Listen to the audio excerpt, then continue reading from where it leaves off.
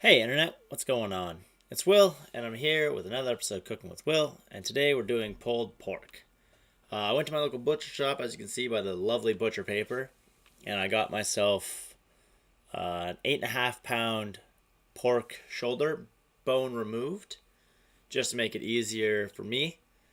As you can see, it's a beautiful cut of meat we have here. I use pork shoulder because it's really the best for slow cooking and breaking down all that fat that you can see in here. And yeah, so what we're going to do is we're going to make a spice rub, which I'll show you how to do in a minute. And then we're going to go ahead and rub that onto the pork. And then we're going to wrap the pork up for the evening. And yeah, so here we go.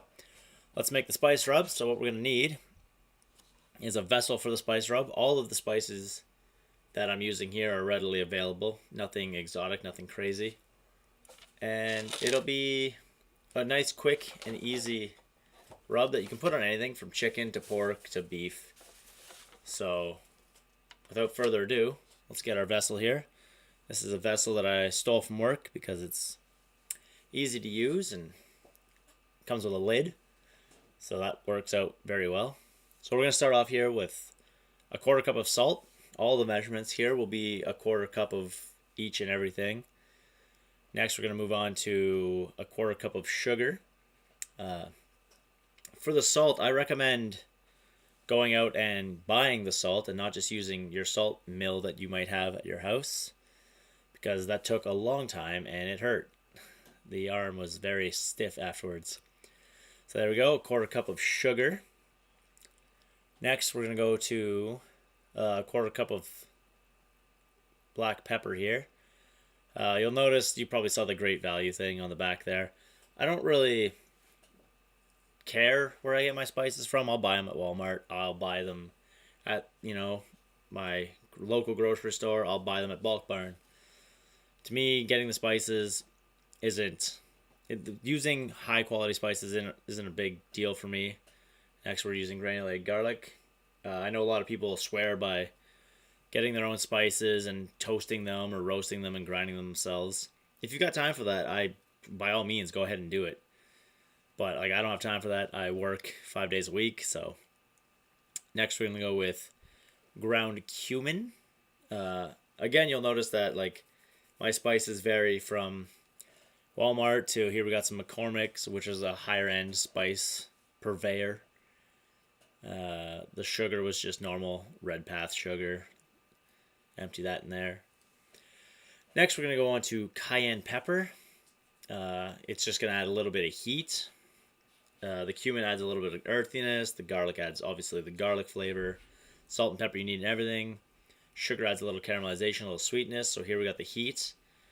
Next, we're going on to our paprika, which, again, is just normal paprika. You can use whatever you want for paprika, whether it's Hungarian paprika or hot paprika, whatever you want. I'm using smoked paprika here, actually. Having a little trouble getting out of the jar. Come on now. Man. One thing you should always do before you're about to make a video is go ahead and just cut all of your mistakes out. Or make sure you pre-stir all your spices so they actually come out of the jar. Next, we're going to use mustard powder. As you can see, I got this one at Bulk Barn just because I couldn't find any at Walmart. Oh, and I didn't go to the Superstore, which is our big grocery store here, so yeah.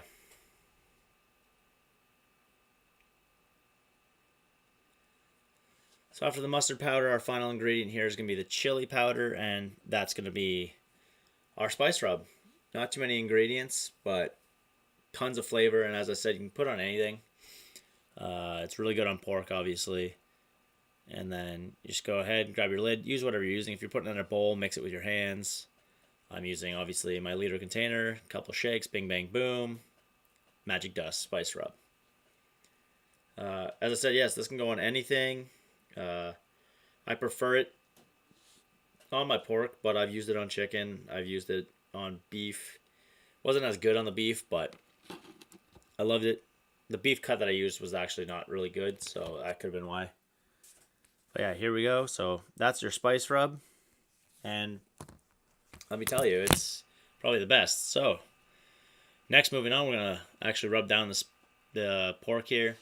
You'll notice in my last video and in this video, I'm using black gloves. I just got these off Amazon. You can actually set it up if you're going to do a lot of cooking in your house and you want to wear gloves. I prefer to wear gloves, keeps my hands clean. That glove was destroyed, so I'll grab another one. And I can grab another one because I have 2 or 3 boxes of gloves in my house. They cost about $13 a box, and I get them from Amazon, as I said. You can sign up for their subscribe and save, which brings the price down. So what we're going to do here is go ahead and we're going to rub this down. Going to get it inside that little cut. Going to put the rub everywhere. And then, yeah, so what we're going to start off with first, we're actually going to coat this in mustard. The mustard will help the spice rub stick to it. And one thing you should do if you are getting this from a butcher, make sure, see if you can get them to clean it up a little bit, get the skin off, and obviously take the bone out unless you feel comfortable doing it. And you don't have to use Boston butter or pork shoulder like I am here. You can use a pork loin, like a pork tenderloin. Now, I've used it before in the past, and it works just as well. This is the first time I'll actually be doing this in an oven. So here we go, little French's mustard. Really, you don't need to go fancy on the mustard. It's not really going to add anything to it. It's just, as I said, a binding agent for the spice rub. Let's go ahead, rub that in there, get it everywhere so that when you put the spice rub on, it sticks very well. Again, yeah, you don't really have to do this step. I just find it's easier for the spices to stick if they have something to stick to. So I use mustard.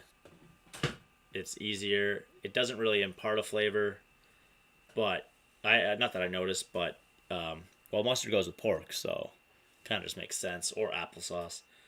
I don't think I would use applesauce.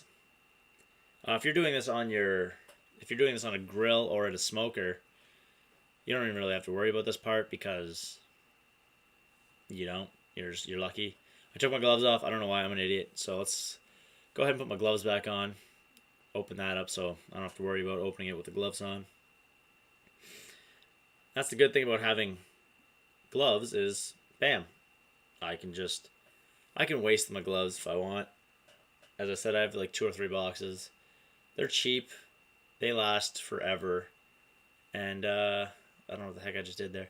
But yeah, they last forever, so go ahead, get yourself some gloves. It makes it clean up so much easier. You're not having to constantly wash your hands. It's especially good if you're moving from seafood to chicken to beef or whatever. Or when I make a jambalaya, I'm dealing with the sausage and I'm dealing with the chicken. You just have to rip the gloves off. You don't have to worry about cleaning your hands. You just put another set of gloves on. So it makes it easier there. So I'm just liberally coating the pork here. Getting in every nook and cranny. This is going to crust up really nicely in the oven. It'll crust up even better if you're smoking it. And plus you get the nice smoke ring. I wish I had a smoker. If anyone wants to hook me up with some money to buy a smoker, that would make this so much better. Anyways, no handouts here, don't really care. More mustard, more spice rub, and then yeah. So we're just gonna go ahead, coat this down all the way. Getting every little nook and cranny. You want this to be coated thoroughly, throughout. You don't want any naked spots. Naked spots just lead to no bark in that spot, and bark is the best thing in the world. The better you coat it, the thicker the bark. Not the thicker the bark will be, but the more consistent the bark will be. And then when you pull it later on, you're gonna get these nice little crunchy bits of the bark, and then you get the fatty bits of the pork itself, and it's just gonna make for a much better pulled pork. Just make sure you're not wasting it on your cutting board. Waste not, want not. Trying to use every part and every little ounce. Obviously, you can't be 100% consistent. Get as much in there as you can. If you missed any spots, go ahead and just dump it on there. As you can see, I used about half of my, not even half my mix, about a quarter of my mix that I made. So that mix goes a long way, as I said. And you can use it on anything. You can use it on pulled pork. You can use it on chicken breasts. And you can use it on flank steak for steak sandwiches if you wanted. Get everything in there. Make sure you're not missing anything. And what we're going to do next is we're going to wrap this in plastic wrap and keep it in our fridge overnight just to help let the seasoning dig in. And so that's really where the flavor is going to come from, is this rub on the outside. You're still going to have like the porky flavor on the inside, but again, make sure you get into there. You're still going to taste the pork, but you're also going to taste this amazing rub, which you didn't work hard on at all. A lot of people are intimidated by doing pulled pork, just mainly because of the time. They're like, oh, it takes hours. But it really doesn't take hours, especially if you're doing it in a slow cooker. You can just put it in the slow cooker and just leave. So next we're going to go ahead, as you see here, I got the plastic wrap. Going to coat this up, cover this up nicely. You want a nice tight seal. You don't really want any air in there. Air is going to cause bacteria to grow, and you don't want that. So after you get this all lined up, good to go, go ahead and stretch more paper out. Just, you really want it sealed. I can't stress that enough. Don't you just hate when cling wrap sticks to itself? It's the most annoying thing in the world. So after you've unstuck your cling wrap, go ahead and wrap up your pork nicely. I'm looking like an amateur here. I am an amateur. I wish I had a thicker roll of cling, or wider roll, so I could have just done it all in one roll.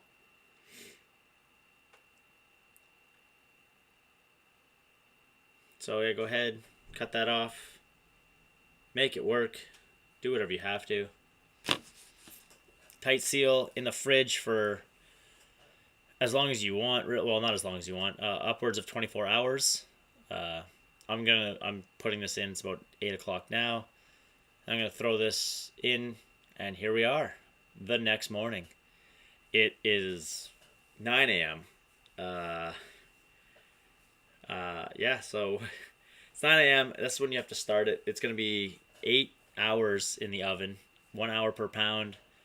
You're looking for a temperature of 190 degrees when you pull it out. So here we go. We got our pork. Boom. Stayed in the fridge all night. Just go ahead and preheat your oven. You want your oven at about 250 degrees. You want it to cook low and slow. You want it to break down all the fat in there and just make it a nice juicy pulled pork. So yeah, after this, you're going to unwrap this. You're going to put this in the cooking vessel. So move that off to the side. Grab your tin foil. I don't know why I grabbed so much tin foil here. A little excessive. And bam, movie magic. So you're going to line your vessel with the tin foil. Cover it up nicely. Make sure the sides are covered because it's going to get a lot of fat in there, rendering out. And you don't want to spill that, especially if you have a gas oven. I feel like if you were to spill that in the oven and it gets down to the fire, you're just in for a world of hurt. So go ahead and make sure it's all covered. The more it's covered, the less mess you're going to have to clean up afterwards anyways. You can put down a couple layers if you feel like it. And then, yeah, so here we go. This is just a quick shot of me making the barbecue sauce that's going inside. And in this, we have a cup and a half of apple cider vinegar, a half a cup of ketchup, 2 tablespoons of mustard, 2 tablespoons of brown sugar, and then a pinch of salt and pepper to taste, and then a little bit of cayenne pepper just for a little bit of heat. So what you want to do is gonna mix this all together, bring it to a boil. As with any good sauce, make sure you're tasting it as you're cooking it, just to make sure the flavors are there. If you feel like it's off, or you feel like one flavor's overpowering the other flavor, just add in whatever you think you're missing. And then go ahead. I ended up adding another 2 tablespoons of brown sugar and some salt, just to get the sweetness factor up and the vinegary factor down. Next time I might just do 1 cup of just apple cider vinegar instead of a cup and a half. Get this up to a nice boil. Keep it stirring. You want that to thicken up.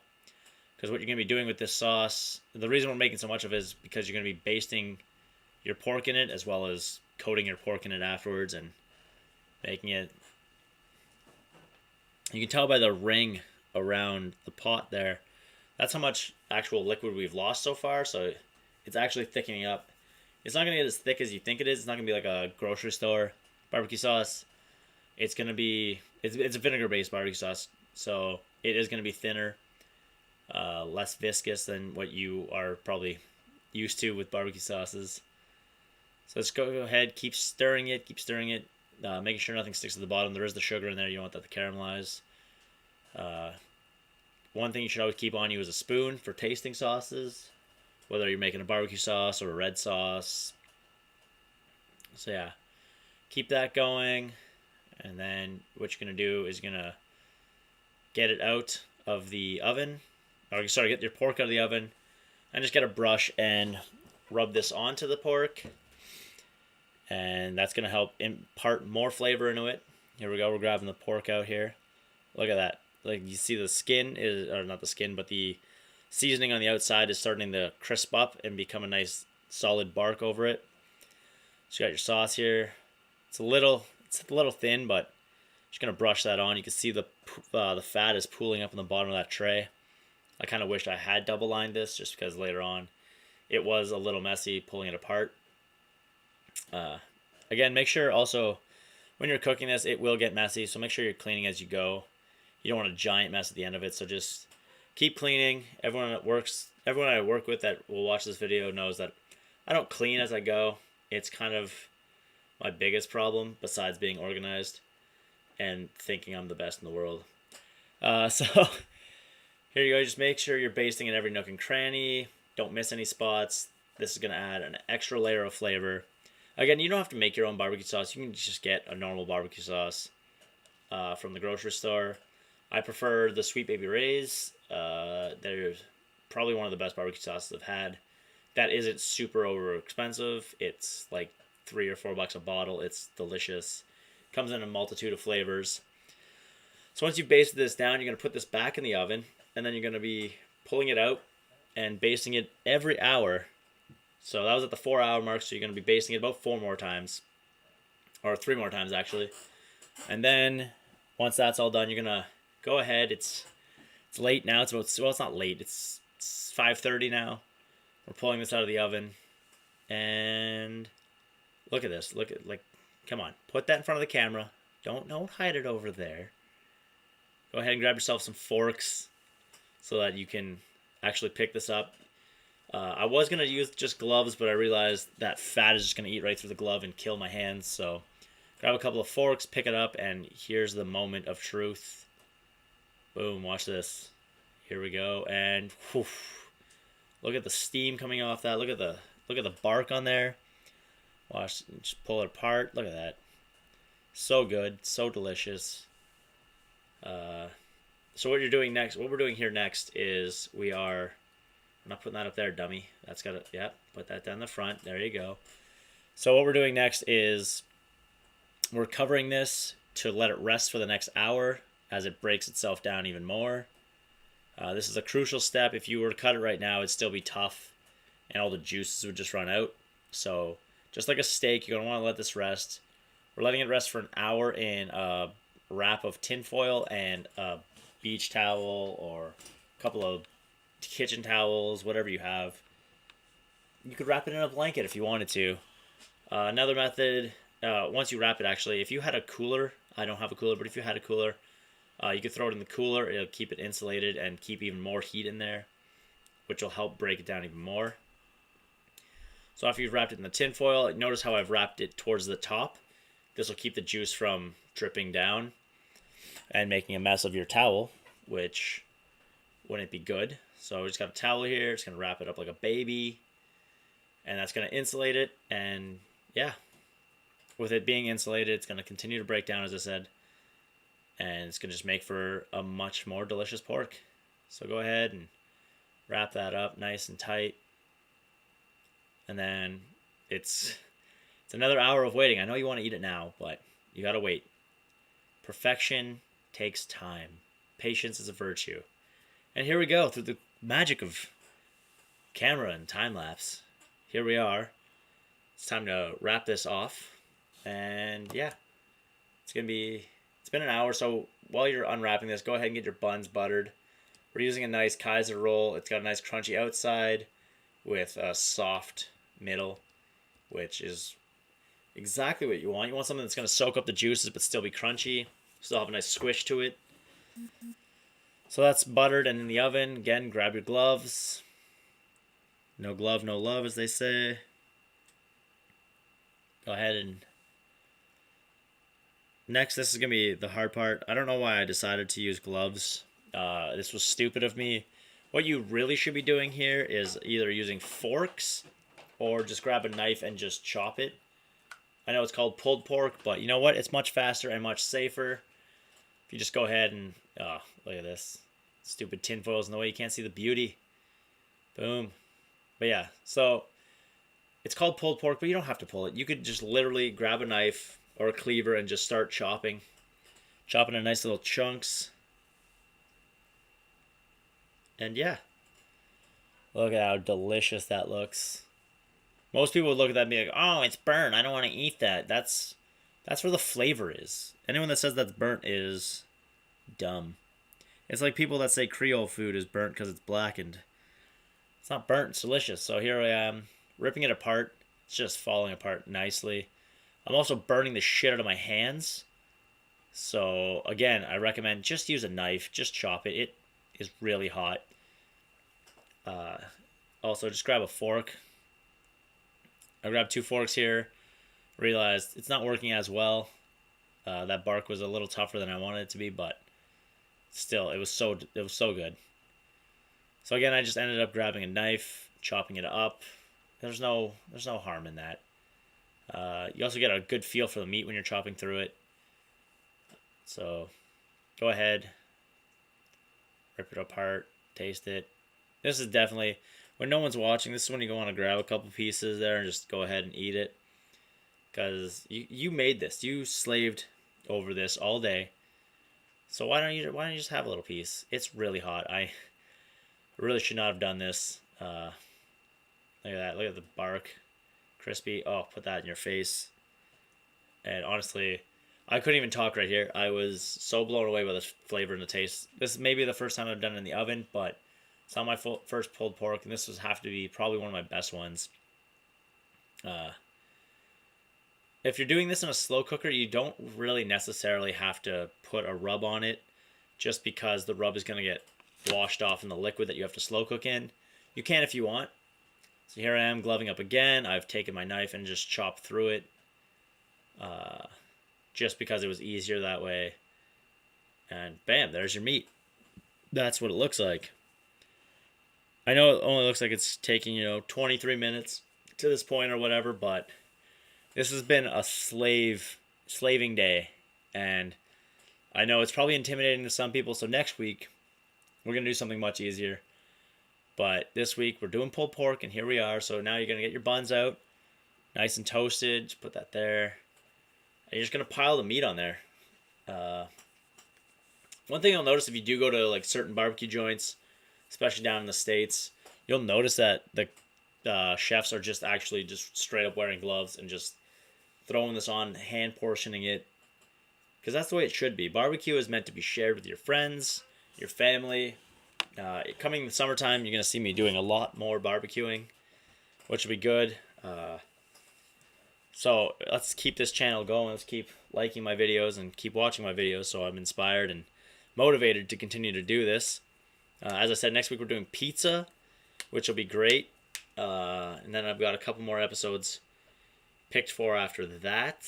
I'm actually going to do one specifically for poor-ass college kids, where I just make cup noodle and ramen and make it much better for a pretty cheap price. Just things you can add to your ramen to make it a little bit better. So go ahead. Now, a lot of people would yell at me here because what I'm about to do is sacrilegious, some would say. here's my Sweet Baby Ray's. So you're gonna put barbecue sauce in there, and then after this, I add cheese to the top of it. And people tell me you shouldn't put cheese on pulled pork. I don't care. Cheese is delicious. Cheese should go on everything. So that was the Sweet Baby Ray's on one, and then on the other one, I'm using our sauce. Go ahead and get a brush that on there. And it looks delicious. If you were to go to an actual barbecue restaurant, they would probably just be brushing their sauce on. So we're going to do a lot more this summer if it comes down to it. I'm going to show you to make a couple more other sauces. We're probably going to do ribs this summer. I'm trying to get a smoker so I can actually start smoking meat, which would be nice. So here we go, a couple of slices of provolone cheese. If you've seen my Instagram photos, you know how this turns out because I unfortunately forgot to continue filming after this. I was so excited to eat this that I just stopped filming. So I throw this in the oven, let it warm up. And yeah, so because I forgot filming, I might as well just end the video here. So I want to thank you all for watching. I want to thank everyone for watching my last video. Anyone that commented, thank you very much. Anyone that messaged me, thank you. This has been a fun time. Last week was good. This one was so much fun. I love making pulled pork. Next week we're doing pizza. So if you want to see that, like, share, and subscribe to my channel. Comment down below if you have any ideas on what I should put on the pizza. And yeah, thank you again for watching. Comment below, like it, subscribe, share this video, and thank you very much.